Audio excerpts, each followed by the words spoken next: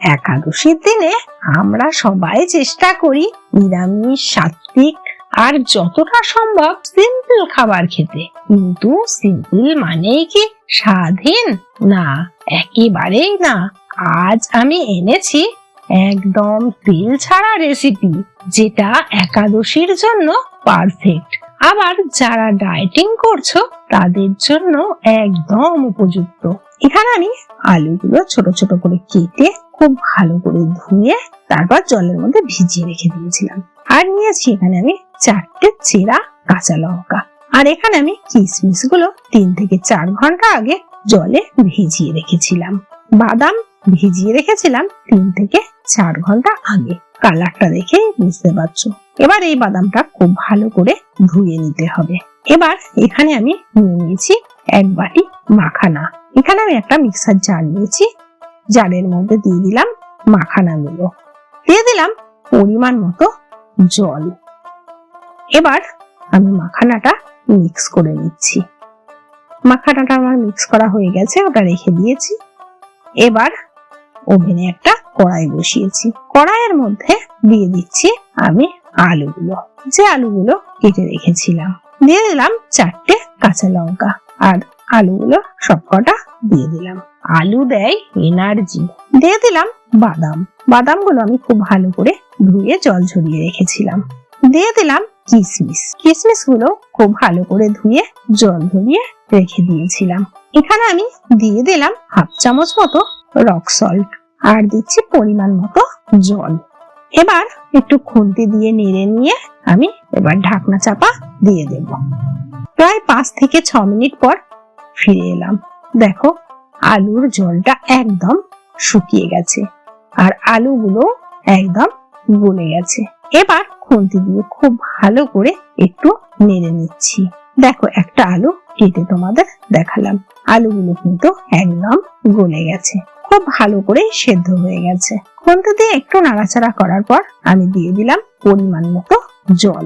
যেহেতু একাদশী, তাই এখানে কিন্তু কোনো রকম হলুদ ব্যবহার করব না। এবার খুন্তি দিয়ে একটু নাড়াচাড়া করে আমি আবার এটাকে চাপা দিয়ে দিলাম। আর এদিকে মাখানাটাও আমার মিক্স করা হয়ে গেছে। ঢাকনাটা খুলছি। দেখো আলুর তরকারিটা কত সুন্দর ফুটছে। এবার আমি এখানে দিয়ে দিচ্ছি কয়েকটা খেজুর। এখানে আমি 8-10টা মতো খেজুর দিয়েছি। আমি এখানে কোনো চিনি ইউজ করব না, সেই জন্য খেজুরটা দিলাম। এবার একটা হাতা দিয়ে আমি একটু আলুগুলোকে একটু হালকা করে ভালো করে একটু নাড়াচাড়া করে নেব, যাতে আলুগুলো মাখা মাখা হয়ে যায়। কয়েকটা আলু আমি একটু গলিয়ে দিচ্ছি, হাতা দিয়ে চেপে গলিয়ে দিচ্ছি, যাতে আলুর তরকারিটা একটু মাখা মাখা হয়, দেখতেও সুন্দর হয়, আর খেতেও যেন ভালো লাগে। আমি টেস্ট করে দেখেছিলাম একটু লবণ কম আছে। আমি এখানে আর একটু লবণ অ্যাড করছি। দিয়ে দিচ্ছি আরো কিছুটা পরিমাণ জল। এবার হাতা দিয়ে একটু নেড়ে আবারও আর একবার ঢাকনা চাপা দিয়ে দিলাম। 5 থেকে 6 মিনিট পর ফিরে এলাম। দেখো আলুর তরকারিটা কিন্তু দেখতে একদম দারুণ লাগছে। এবার আমি দিয়ে দিলাম মাখানা বাটা। যে মাখানাটা আমি বেটে রেখেছিলাম সেটা দিয়ে দিলাম। এই মাখানাটা দেওয়ার জন্য এই আলুর তরকারির টেস্টটাই একদম বদলে যাবে। দারুণ লাগে খেতে, আর একটা ক্রিমি ভাব আসে এর ভেতরে। মাখানা ধোয়া জলটাও আমি এর মধ্যে দিয়ে দিলাম। এবার হাতা দিয়ে আমি একটু নেড়ে তোমাদের দেখাচ্ছি। দেখো কত সুন্দর দেখতে হয়েছে। এবার আমি আবারও আর একবার ঢাকনা চাপা দিলাম। 5 থেকে 6 মিনিট পর আবার ফিরে এলাম। দেখো আলুর তরকারিটা এখন একদম রেডি হয়ে গেছে। দেখো তোমরা দেখেই বুঝতে পারছো কত সুন্দর হয়েছে। এটা দেখতে যতটা সুন্দর হয়েছে, আর খেতেও কিন্তু অসম্ভব সুন্দর হয়েছে।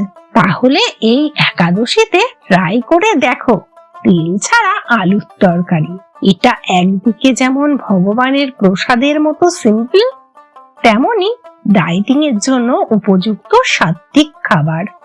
রেসিপিটা ভালো লাগলে লাইক করো, কমেন্ট করে জানিও একাদশীতে তোমরা কি কি বানাও, আর সাবস্ক্রাইব করো মৌসুমীর রান্নাঘরে, কারণ আমি আনবো আরো একাদশী স্পেশাল হেলদি সাত্বিক রেসিপি।